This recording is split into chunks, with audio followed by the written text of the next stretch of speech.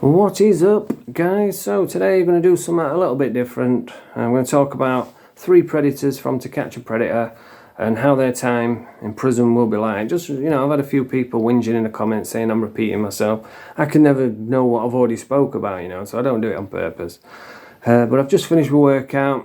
You know me, guys. I'll be super fit in no time. Not be long before I'm on the streets in my rally car wrestling with the Bulldogs. And now the reason I know so much about To Catch a Predator is because when I was getting clean, going through the detox, I used to binge watch the shows, and then I joined a group on Reddit who just takes the piss out of these predators, these paedophiles, on a daily basis, and it was hilarious. Really good group, but then I got banned. And this is the world we live in now. I got banned for quoting an Eminem song. There was a guy who got caught on a show called Lord Armstrong, and he lived in a trailer with his mum. So under one of his videos, I wrote, "He is white trash. He does live in a trailer with his mom," from an Eminem song, and fucking I got banned from Reddit for that. But yeah, I'm going to talk about 3 of my favourite predators, which sounds crazy having a favourite pedophile, but it's a really good show. If you haven't seen it, go and watch the old ones with Chris Hansen. The new ones are not as good. And what they do is they put a profile out of like a 12-year-old girl. They don't entice anyone. In fact, they do the opposite. They'll put this profile out. They'll come to them and they'll give them a way out. They'll say, "Oh look, I'm only 12. Are you sure you want to come?" And they're not bothered. They'll still come anyway. And then they come in. They arrange to come to the house. Chris is there with the cameras and his team. They've got a decoy, a woman playing a decoy. And they have a little bit of interaction, and then Chris comes out with cameras and ruins their lives. It's brilliant. He's got some really good one-liners, Chris, as well. I remember one, there was a guy on there, and he wanted to, there was interviewing him, and this predator was saying, "Oh yeah, I want to be an actor, I want to be on TV," and Chris says, quick as a whip, he says, "Well, this is one of those good news, bad news situations." You're going to be on TV on To Catch a Predator. But yeah, that's what I'm going to talk about today. And I'm going to start with a guy called Donald Morrison. Now, Donald Morrison, I'm going to put the link in the description. He might be the biggest loser in the entire world. This guy is pathetic. And he messages the decoy and he arranges to come up within an hour. And he says, "Yeah, I'll come down." And he walks into the house. He's got a big... It was like the quintessential pedophile. If you were to draw a pedo, you'd draw Donald Morrison. He comes walking in with his big gigs on, scruffy as out. He walks in, lifts his arm. He's got a big sweat patch under his arm. Oh, it's in cargo pants. The guy's just vile. And he comes waltzing in, and the decoy's there, and she's got some cookies. She says, "Oh, you want some cookies?" And what struck me with him is just how matter of fact he was. Like it was nothing. He was like, "Oh yeah, I'll have some cookies." And then she says, "Right, I'm going to get my charger." And that's when Chris walks in, when she goes out of the room. And Chris walks in, and as soon as she walks out of the room, it pins on Donald Morrison. He's going like that. Licking the air, practicing for what he thinks he's going to do with his kid. Absolutely vile. And she walks out, and then Chris comes in and says, "Oh, do you want some milk with those cookies?" And he just looks up and he says, "Oh yeah, thanks." It's like, fucking hell, it's like it's nothing. And then Chris says, and the thing with him is how honest he was. I couldn't believe it. Chris came out and he says, "Have you ever done this before?" And Donald Morrison says, "Yeah, I've done it about a dozen times." Fucking hell. See, a lot of them, they don't, they'll just say, "Oh yeah, I'm not doing no wrong. I'm not here to do, I just came to say hello," and all this shit. But he was honest, he told him straight. He said, "Yeah, I'm here for that, yeah." And this is how much of a loser he is. Chris says to him, what does he say now? Chris says, "Oh, yeah, are you going to tell your folks about what happened here?" And he says, yeah, I'm going to tell my folks, because this is a 50-year-old guy. And he apparently he lives with his mum, and he says, "Oh, are you going to tell your folks about what's happened, about getting caught in this thing?" And Donald Morrison says, "Yeah, I'm going to tell my folks." And Chris says, "Well, what do you think they're going to say?" And he says, "Well, I know my mom's going to take my computer and completely throw it away." And Chris says, "You're 50 years old, Donald. Why should you rely on your mommy to do the discipline here?"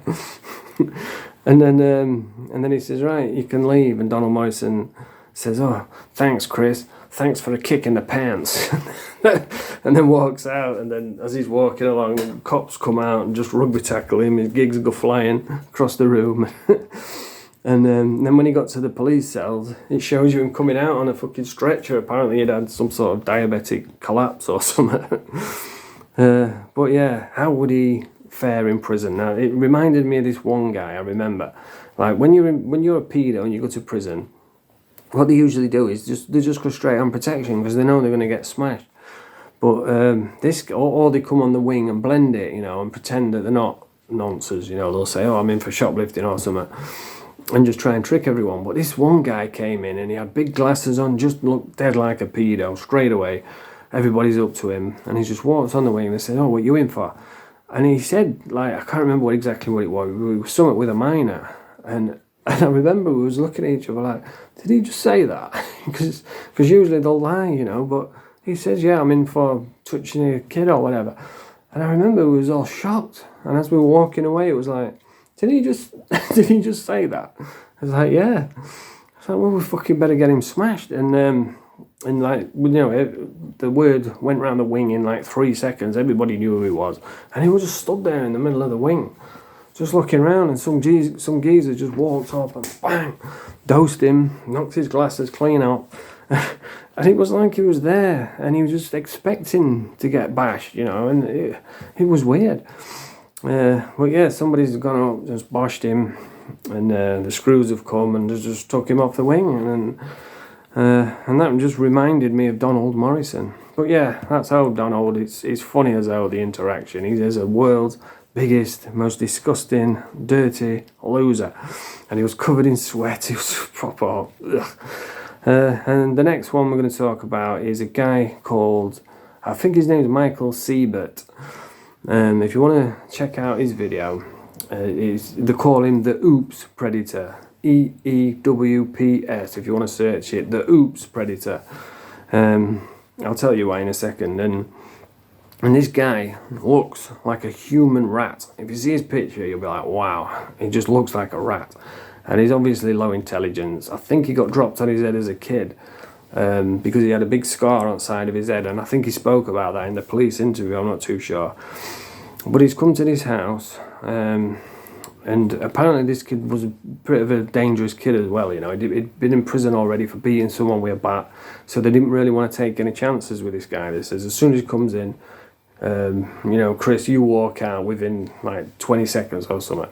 So he walks in, and Chris walks out straight away, and he says, so what are you up to? And he looks up and he goes, oops.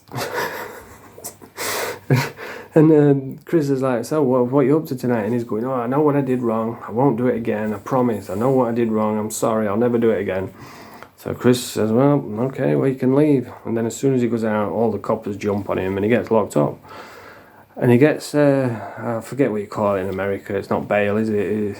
He gets bond. He gets a bond, gets out.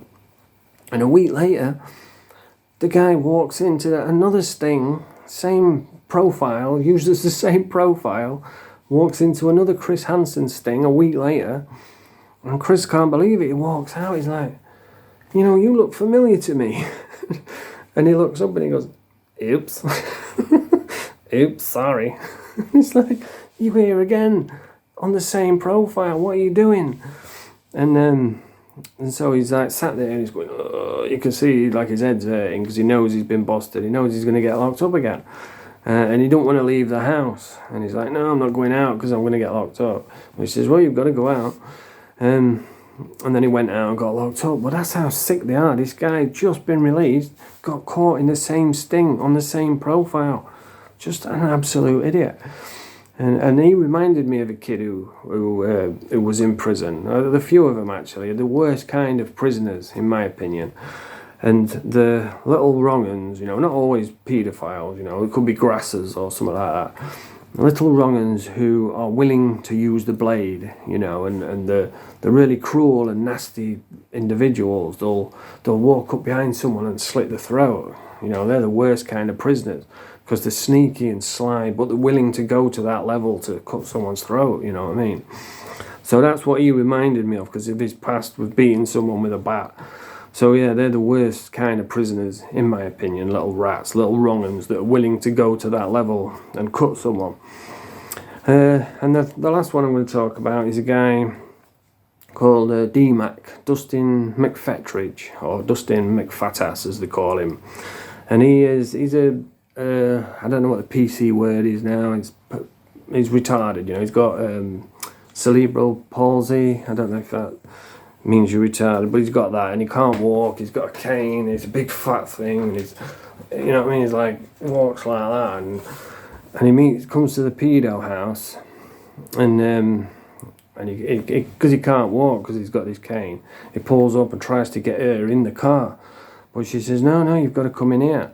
So he comes out and he goes just walking up and sits in the chair, and the interaction is just so disturbing to me. It's disgusting, you know, because this guy, you'd look at him, you'd think, oh, he's harmless, you know, he's a cripple, you know, I think he was a wrestling fan as well. And you think he's harmless, but then he sits down and starts talking to the decoy, saying, oh, so what do you want to talk about, sweetie? And I was just like, ugh, you know what I mean? Just a real horrible, nasty human being. And he starts talking to her, and he's saying, oh, I want you to come over here. And as soon as he says that, Chris walks out, and he's like, big shock on his face. And the first thing he says is, well, I wasn't going to do nothing. It's like, well, why are you here then? You know, why are you trying to get a kiss and all that shit? But that's what they usually do, you know, they try and lie and cheat the way out.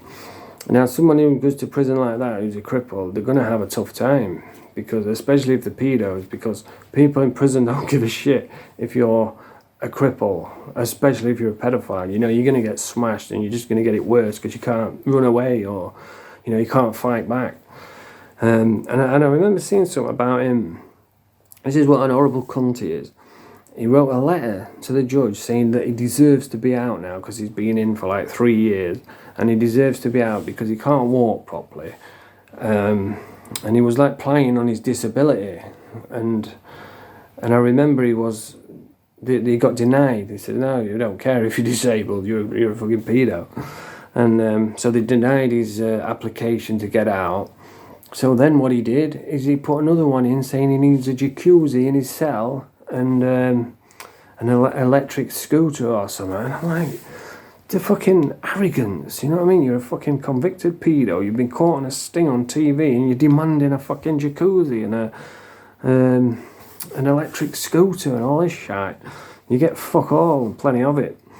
But yeah, I've seen people come in wheelchairs, and you know, prison's bad enough anyway. So imagine being in prison in a wheelchair, but then on top of that, you're a pedo as well. So obviously he's going to have to go on the protection wing. You probably wouldn't see someone like that. He'd probably just sit in his cell the whole time.